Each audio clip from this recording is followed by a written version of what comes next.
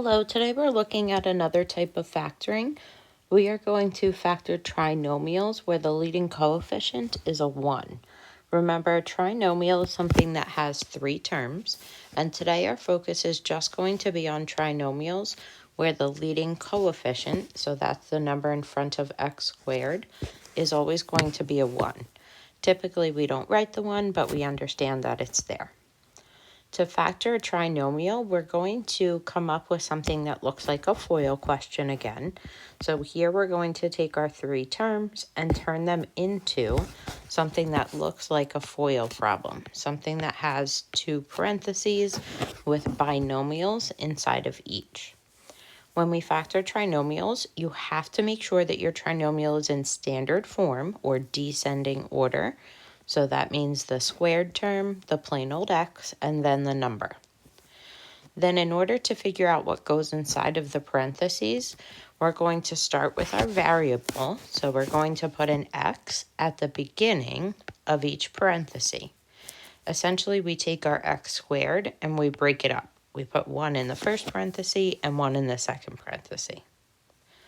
Then to figure out what else goes inside for the numbers, we have to find 2 numbers that multiply to the constant, multiply to the last number, but also add to the middle term.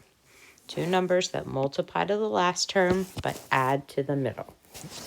If you take a look at something like question number 1, if we factor this trinomial, x squared plus 11x plus 24, I start by making my 2 parentheses. I know I'm going to end up with 2 binomials.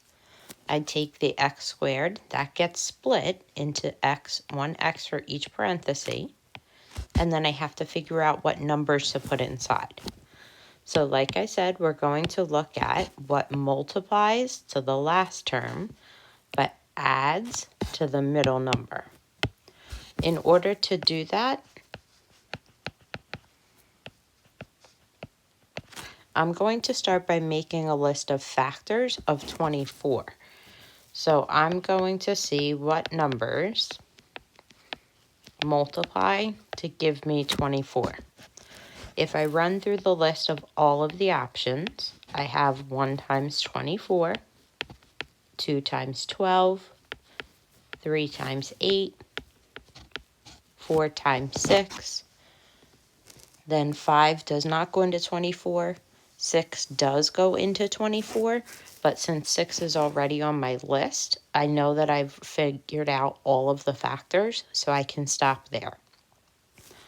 Then I have to figure out, of the factors I just listed, which one would add to 11, add to the middle term. And of course, when you look at this list of factors, 3 and 8 are the 2 numbers that, if added together, give me my middle number for my question, give me the 11. So 3 and 8 are the factors that are going to go into my parentheses. For this problem, they're both positive. So positive 3 plus 3 and plus 8 go inside. This is my final answer, x plus 3 times x plus 8.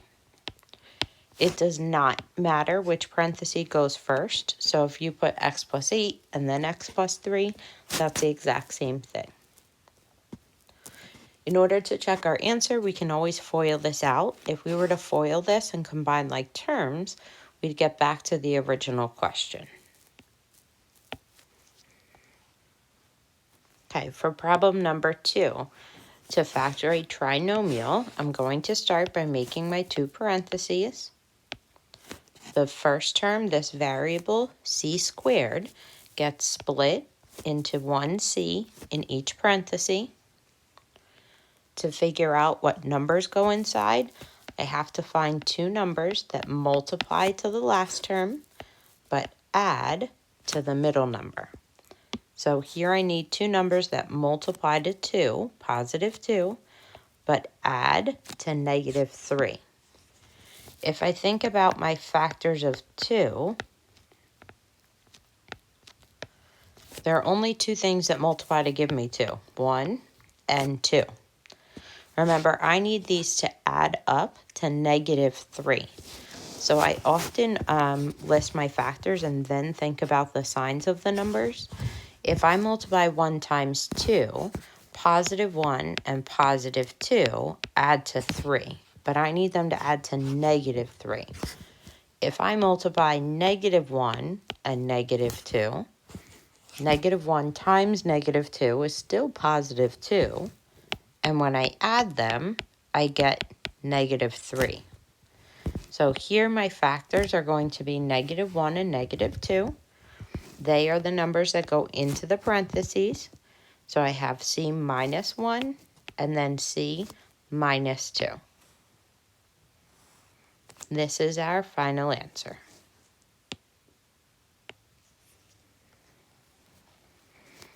In question number 3, hopefully you notice the terms are not in descending order. So I'm going to start by rewriting my trinomial so that p squared goes first, then minus 2p, then minus 35. Now I can factor. I create my 2 parentheses. The p squared gets split, 1p in each parenthesis. Then I need the factors of the last term that add up to the middle term. So here I need 2 numbers that multiply to negative 35 and add to negative 2. Again, I'm going to just think about the numbers for now and not the signs. I'll get to that in a minute. So numbers that multiply to 35. 1 times 35. 2 does not go in. 3 does not go in. 4 does not go in. 5 times 7. 6 does not go into 35. 7 does, but it's already on our list. So now I think, okay, if I have my factors 1 and 35 or 5 and 7, I need them to add up to negative 2. So could I change one of the signs, some of the signs, to make them add to negative 2? And I can if I take 5 and 7, but I make the 7 negative. 5 times negative 7 is negative 35. 5 plus negative 7 is negative 2. So that's the pair I need. So in my parentheses, I'm going to have p plus 5 for the positive 5 and p minus 7 for the negative 7.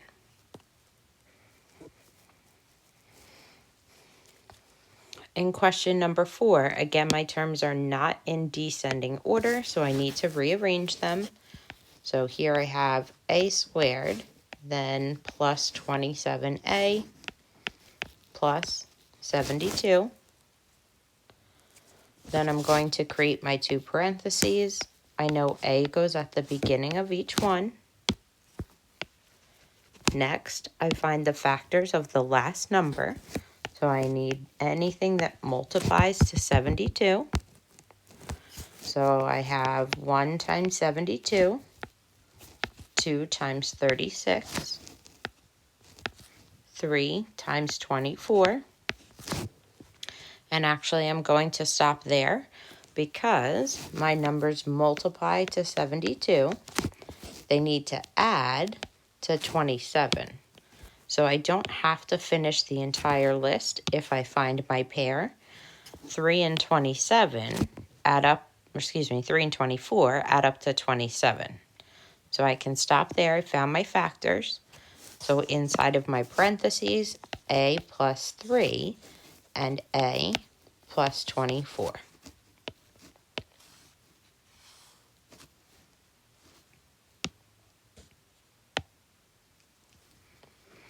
Question number 5. Our terms are in descending order. We have standard form.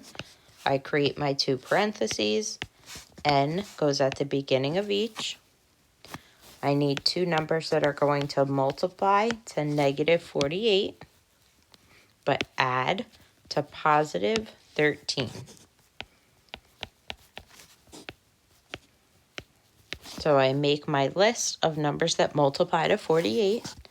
I have 1 and 48, 2 times 24, 3 times 16, 4 times 12, and 6 times 8. Now I take a look at my list of numbers.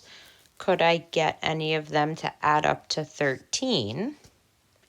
And I can if I adjust the signs a little bit.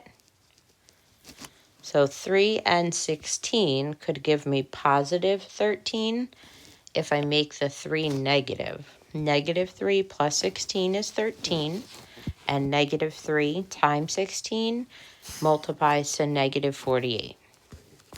So my parentheses become n minus 3 and n plus 16.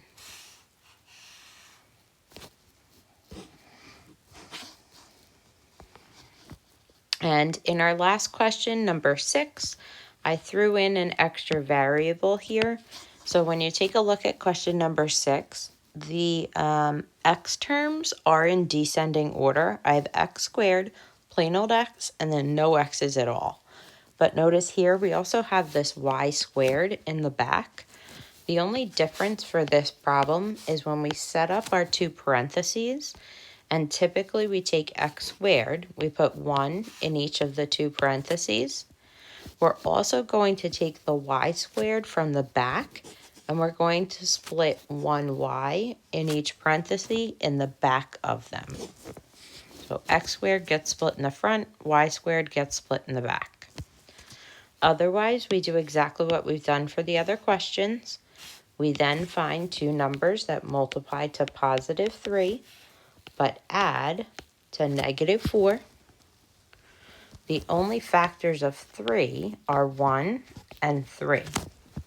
To get them to add up to negative 4, I need to make both of them negative. Negative 1 plus negative 3 is negative 4. Negative 1 times negative 3 is positive 3. So here's my pair of factors. Inside the parentheses, I now have x minus 1y. You don't have to put that 1 there, but you can if you'd like. And then x plus 3y. Excuse me, that one should be minus also. X minus 3y. Okay, this is our final answer. Please remember to complete tonight's homework. There are 15 questions on the next page. Submit your work to teams. I would like to see your work. Please show me your list of factors, the numbers that multiply to the last term, which ones you chose to add to the middle terms.